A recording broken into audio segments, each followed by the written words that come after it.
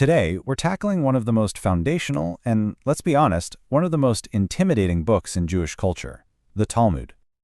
Okay, just look at this. At first glance, a page from the Talmud looks, well, it looks like an impossible puzzle, right? It's this dense, intricate thing with all these blocks of text boxing each other in. You'd be forgiven for thinking it's a piece of abstract art, not a book that's actually meant to be read. So that's our mission today. We're going to decode this thing together. We're going to figure out not just how to read it, but what it really represents. A conversation that's been going on for almost 2,000 years. All right, let's start our decoding mission by just looking at the page itself. To really get the Talmud, you first have to understand its unique architecture. Seriously, think of it like a blueprint for a conversation, and we're about to break that blueprint down. See that big block of text in the middle? Everything, and I mean everything, is built around that. This is the heart of the Talmud. And it's actually two different texts woven together, the Mishnah and the Gemara. This is the main event. And here's the key thing to get. The Mishnah, that's the older part, lays down a rule or a statement. It's the foundational piece of law. But then you have the Gemara. And the Gemara is this huge, sprawling, multi-generational conversation that grew up around the Mishnah, analyzing it, questioning it, and looking at it from every single angle you can imagine. And the Gemara's number one tool is the question. It is just relentlessly curious. So, for example, the Mishnah gives a basic rule. You should recite a core Jewish prayer, the Shema, in the evening. Simple enough, right? Nope. The Gemara immediately jumps in and asks, hang on a second. Why does it say evening before morning? Wouldn't you start the day with the morning? And the answer is just brilliant.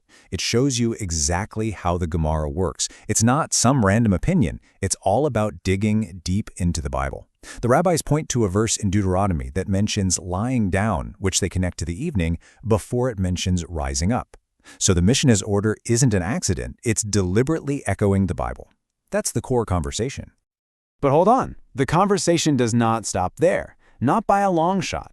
Centuries later, that core text was still really dense and hard to get through. So along comes this French rabbi named Rashi. His commentary, which is always printed on the inner margin, is famous for being incredibly clear. He's like the ultimate guide, explaining tough words and making sure you can follow the logic of the argument. Okay, now let's jump to the outer column, because the conversation keeps growing. Here we find the Tosafot, who were, get this, Rashi's own grandsons and students. But they had a totally different vibe. They weren't just clarifying things, they were cross-examining the text. They'd pop up with new questions, compare the argument here to one that's hundreds of pages away, and sometimes they'd even disagree with the Gemara's logic. The conversation just keeps expanding. So, we've seen the spatial layers on the page, right? The different commentators literally boxing each other in. But here's where it gets even more amazing. The core text itself, that Mishnah and Gemara, is also made of different historical layers. It wasn't written all at once. It's a conversation that unfolds over centuries. Honestly, the best way to picture this is like a geological cross-section. You know, like when you see layers of rock in a cliff face? Each layer in the Talmud represents a different era of Jewish thought, with later generations building on and often arguing with the layers that came before. It's literally a dialogue frozen in time. And here's a quick breakdown of that timeline. First, you've got the Tannaitic period. These are the rabbis of the Mishnah. Then, for the next 300 years, you get the Amoraic period, and these are the rabbis whose arguments make up the Gemara. And finally, and this part is so fascinating, you have this anonymous layer where later editors organize all this material, creating the flow of the argument, sometimes even creating new debates just by placing two different opinions next to each other. Now, for centuries, people read the stories in the Talmud and just assumed they were straightforward historical records of what these ancient rabbis actually said and did. But in the last 50 years or so, a huge scholarly debate blew up that changes everything about how we're supposed to read this book. So here are the two competing views. The traditional way was to read a story about a second-century rabbi and just assume, okay, that's what happened in the 2nd century. But this new approach says, wait a minute, we should read these as literary creations. And the question isn't what really happened back then. The real question is, why did the much later authors who put this all together choose to tell this story this specific way? What does it tell us about their world and their values? And the guy who really kicked this door open was a scholar named Jacob Neusner. Back in the 1970s, he came along and forcefully argued against that old historical approach, and he proposed a pretty radical new way to understand these stories. And this quote basically sums up his powerful idea. He argued that these stories are essentially a form of fiction.